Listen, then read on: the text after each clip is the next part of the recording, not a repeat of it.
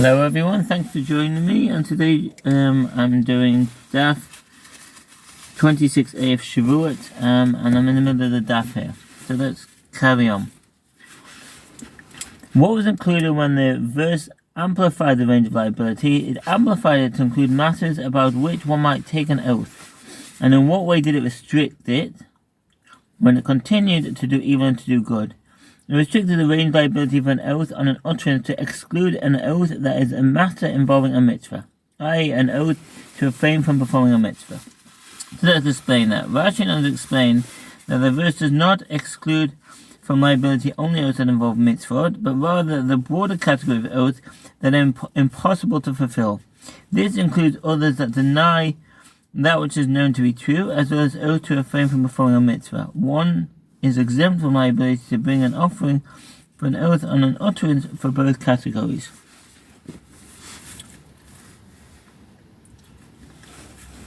And Rabbi Shmuel interprets the verse following the hermeneutical principle of a generalization and a detail.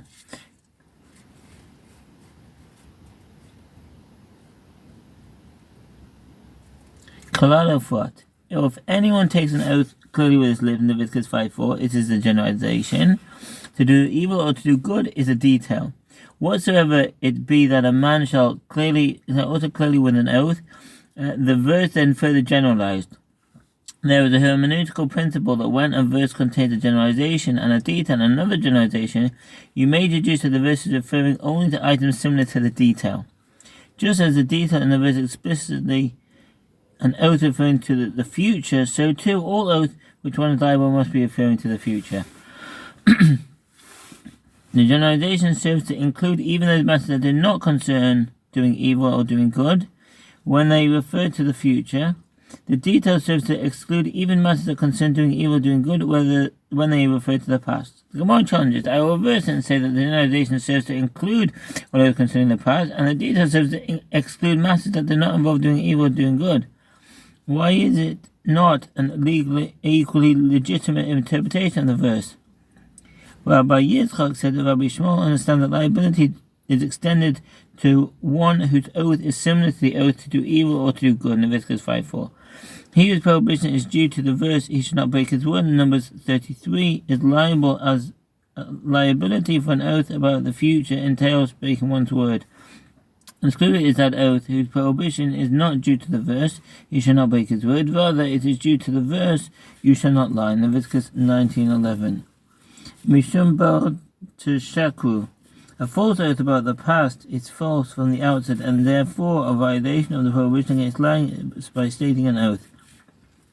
An oath taken about the future is not a lie, but becomes false when the person subsequently fails to fulfill it. Violating the prohibition against breaking one's word, says Rashi. Since liability of an oath about the past applies when the oath itself was a lie, Rabbi Yitzchak bar Avin says, there is a different explanation of Rabbi Shmuel's opinion. The verse states, of anyone takes an oath clearly with his lips to do evil or to do good, referring to one whose oath precedes its clarification, i.e. the action that breaks it, and not to one who takes an oath where the clarification, i.e. the action permitted in the oath, precedes the oath. Excluded is that action where one said, for example, I ate or did not eat, where the action precedes the oath. The sages taught in Abraita the verse states, or if anyone takes an oath clearly with his lips to do evil or to do good whatsoever, it be that a man shall utter clearly with an oath, and it is hidden from him, and when he knows of it, be guilty in one of these things, Leviticus 5:4. The phrase a man with an oath serves to exclude a victim of circumstances beyond his control. So what does that mean? Parat ha'anus. To exclude a victim of circumstances beyond his control. One is not liable for unwitting false oaths, such as if one took an oath that he had not eaten and then remembered that he had, or one took an oath not to eat and then forgot and ate. These are considered events beyond one's control. The Rambam apparently rules that although one is not liable to bring an offering, he nevertheless violates prohibition. The Rambam asserts that when one takes an oath that he will not eat if he had previously drunk, believing that he had not drunk, remember that he did in fact drink, it is permitted for him to eat and does not require that the oath be dissolved, since it was taken unwittingly, and that's from the Rambam says of 3:6. Odea 239:1. From liability to bring an offering, the term "and it is hidden" serves to exclude from liability one who broke his oath intentionally. He does not deserve to be able to achieve atonement through bringing an offering. The Brisa continues.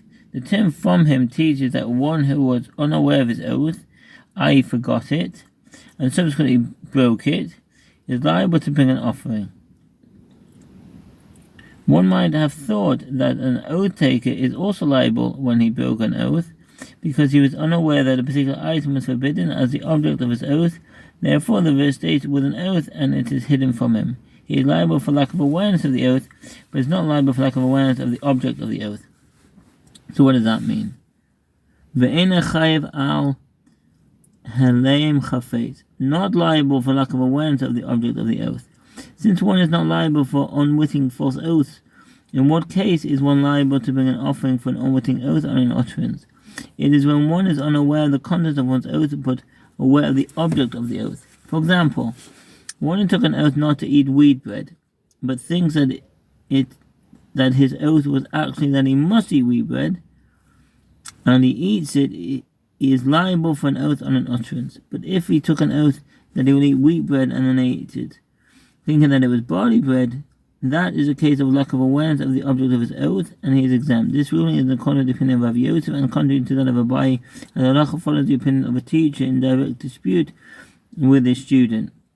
And that's the Rambam Sefer Flora, Hilchot Shevuot 389, and see the Kesef Mishnah there. The Master says above in a Braita, the phrase "a man with an oath" serves to exclude a victim of circumstances beyond his control. The Gemara asks, what are the circumstances? The Gemara answers, as it was with Rav Kahana and Rav Asi, who, when they were standing up in the presence of Rav, their teacher, at the conclusion of a lesson, disagreed with regard to exactly what he said. One sage said, on my oath Rav said like this, and the other sage said, on my oath Rav said like that. When they came before Rav to clarify what he had said, he stated his opinion in accordance with what one of them had said.